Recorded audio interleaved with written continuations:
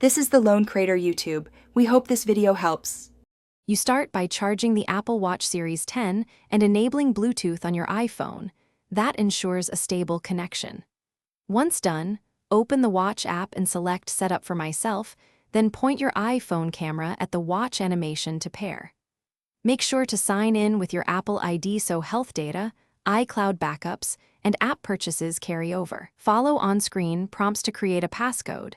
This secures Apple Pay and health data, then let the initial sync finish before proceeding. Next, you customize features and install apps to fit your routine. First, pick a watch face and add complications that show the data you need at a glance. This saves time daily.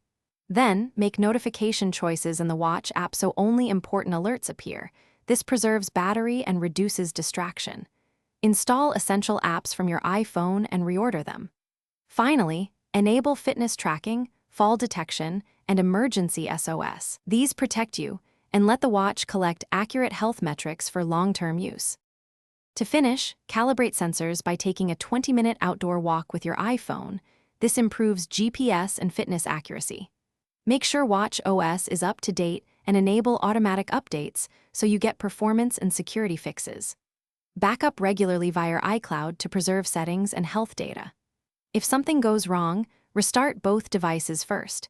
If that fails, unpair and repair the watch from the Watch app to force a clean restore. If problems persist, contact Apple support for guided diagnostics and repair options.